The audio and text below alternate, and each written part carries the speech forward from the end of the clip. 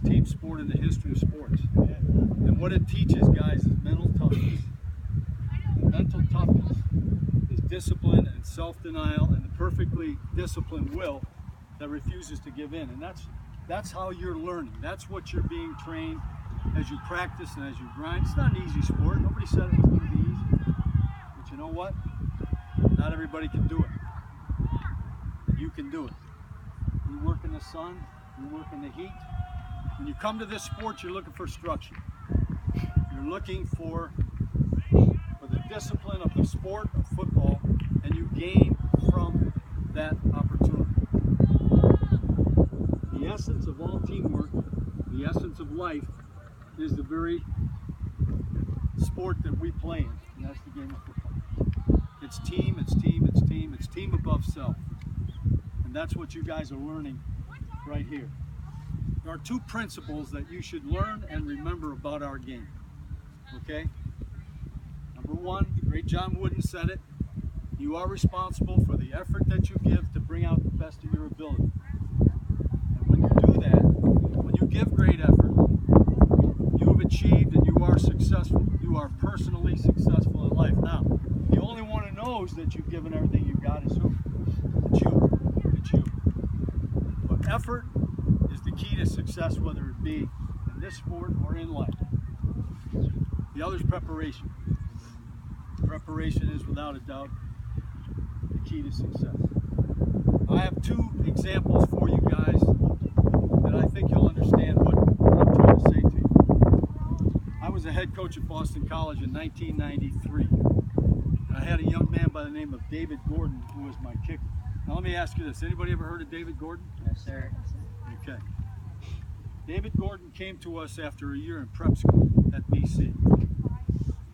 And I would sit in my office in the wintertime and I would look out on the field and there'd be snow 2 feet deep on the stadium field, and he'd be out there with a shovel, shoveling snow out of the way so that he could work on his kicking game. And he would do this over and over and over. It was an all-the-time thing. No matter what the weather was, he was out there by himself with his little kicking deal, working on his leg, working on his kicking game. We go to play Notre Dame. They're the #1 team in the country. They're supposed to be unbeatable. That's what they're telling us. They beat us the year before 54, I believe 54 to 13. I don't remember the losses as well.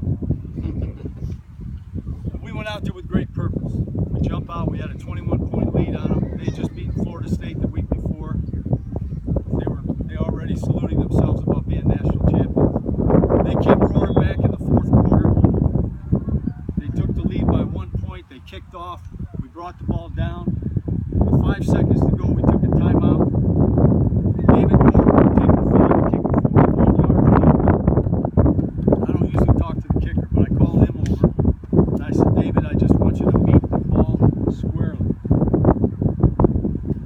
David Gordon kicked a 41-yard field goal to beat Notre Dame, the first time in the history of the school that Boston College had ever beaten Notre Dame in football. It knocked them out of being the #1 team in the country. And David Gordon will forever be in the annals of college football as perhaps one of the greatest victories of all time. The second guy, I'll bet you heard of. Anybody heard of David Tyree? How do you know David Tyree? What year was that? 2007. Good job. David Tyree was born in New Jersey of humble means. He was a scholarship athlete at Syracuse, which is my alma mater. He was an outstanding collegiate player, but in college football or in pro football, he was a special teamer. Now he made the Pro Bowl. He's a pretty darn good special teamer. And if you remember, he and Jeff Fiegels would always time up to where the ball would be punted down inside the 5. And David Tyree would catch the ball, downing it inside the 5, and the opponent would have to bring it out from very deep in his own territory. But as the year progressed, David Tyree got to play a little bit more. And he was an outstanding blocker from the wide receiver position, so we game planned ways in which we would use David Tyree as a blocker. He would come down in motion and block in front of the off-tackle play, for example. So he began to get some play time. As we prepared for the Super Bowl that year, against the undefeated New England Patriots, we decided that we would use David Tyree to fake a blocking play and slide into the end zone, and we would throw him the ball. Well, we're introducing our green zone, we call it the green zone on Friday. David Tyree, guys, didn't catch a ball. He dropped everything. The ball hit him in the helmet, the ball hit him in the shoulder pad. It was almost comical to watch him if it wasn't for the fact that it was such a serious preparation. When the practice was over, Eli went to him, put his arm around him, and he said, David, don't worry, when the pressure's on the line, you'll make the play. Well, lo and behold, third down, middle of the field, fourth quarter, game on the line. New England leads, not much time left in the game. Pass protection breaks down, Eli rolls to the right. He's actually in the grasp of a Patriot defensive lineman. Mike Carey, who was the official, almost blew the play dead. Almost blew it dead. But somehow Eli wiggled out. Now, you don't throw the ball down the middle of the field in any game. I don't care if it's high school, college, or whatever. He sees Tyree and he heaves the ball down the middle of the field. Rodney Harrison, maybe with the best safety in football at the time, the two of them go up for the ball. And if you remember, David Tyree catches the ball one-handed, pinned against his helmet. Not only does he do that, does he catch the ball in that position, he falls to the ground with Harrison across the back of his leg, a very dangerous position.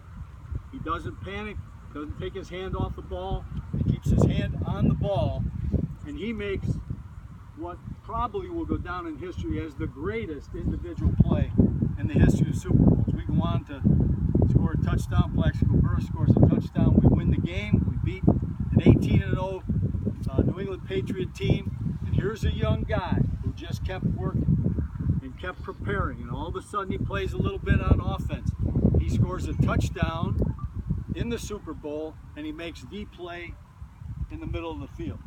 So what were the two things that I said most important to you in understanding how to be successful in life? What were they? What was the first one? That was the second one. What was the first one?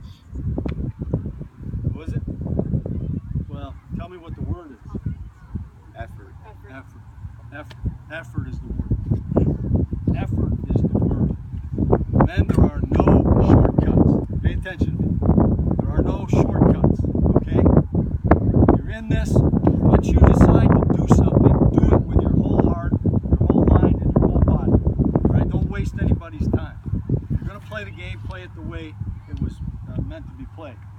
Take a look at this hat. You think it was happenstance that I wore this hat today? No, sir. I'm seeing it right on that shirt right there, too. Remember this, okay? Remember this. That the passion that we have for this game of football comes with a passion of love of country.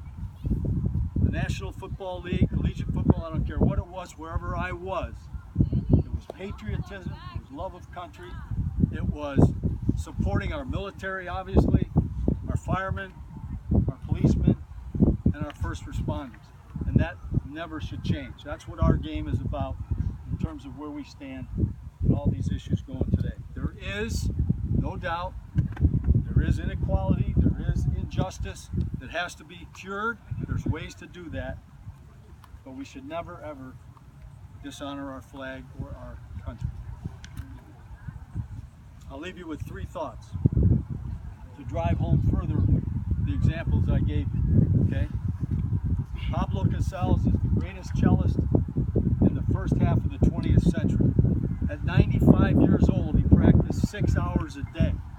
When asked by a young journalist, Mr. Casals, why do you, at 95, the greatest cellist in the world, practice 6 hours a day?